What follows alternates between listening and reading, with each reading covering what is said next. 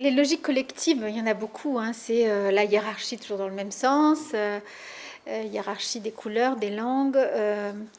Je pense aussi, pour prendre un autre exemple, c'est la question coloniale et post-coloniale qui nous habite, oui, parce que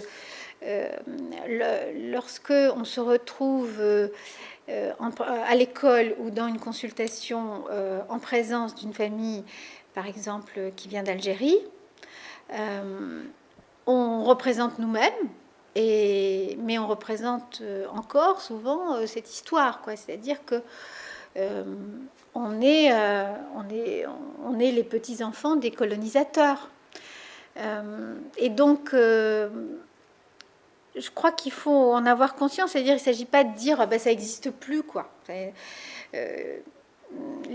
D'abord, ça existe, c'est l'histoire, mais on peut le dépasser. Mais pour le dépasser, moi, je crois que pour le dépasser, il faut qu'on ait une histoire commune, quoi. Il faut qu'il y ait une histoire commune qui s'écrive. C'est pas tout. Je prends l'exemple de l'Algérie parce que je pense que c'est un exemple problématique encore. Les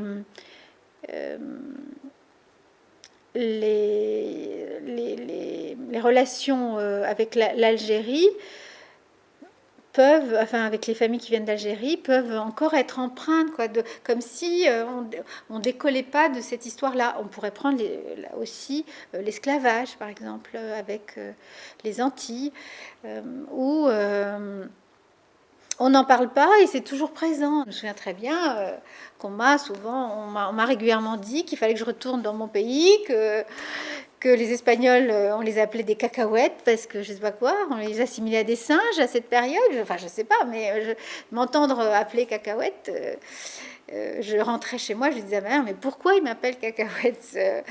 Et ma mère disait, parce qu'ils sont sots. D'accord, ils sont sots. Mais il y avait bien quelque chose qui nous dépassait. Ces enfants, quelqu'un leur avait bien expliqué, dit que les Espagnols...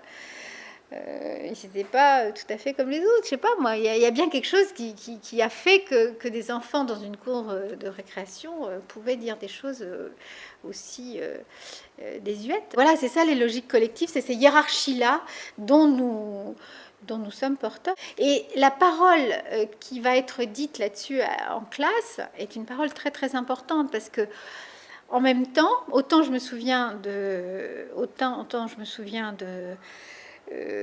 ces paroles racistes, autant je me souviens aussi des paroles des instituteurs qui, dans certains cas, étaient capables de dire des choses, par exemple sur le fait que pour avoir quitté que tous les migrants étaient des courageux, que tous les hommes et les femmes migrantes étaient des hommes courageux et des femmes courageuses. Je me souviens très bien de cette parole de mon instituteur, parce que, disait-il, quitter son pays, quitter sa famille pour aller vivre dans un autre pays, c'est héroïque, parce que ça suppose voilà, de refaire soi-même une histoire, une famille ailleurs. Donc il dit, et il racontait ça, puis il nous donnait des exemples de migration. Il disait que la migration était universelle, que depuis toujours, que c'était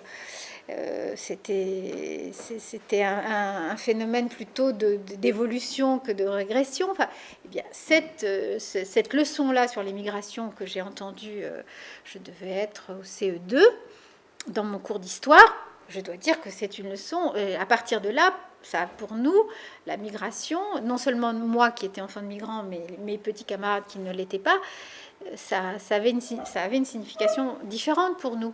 Et on pouvait s'appuyer sur la force de la parole de l'instituteur. Je pense qu'on n'assume plus suffisamment dans notre pays l'importance de la parole, de ce qui se dit à l'intérieur de l'école.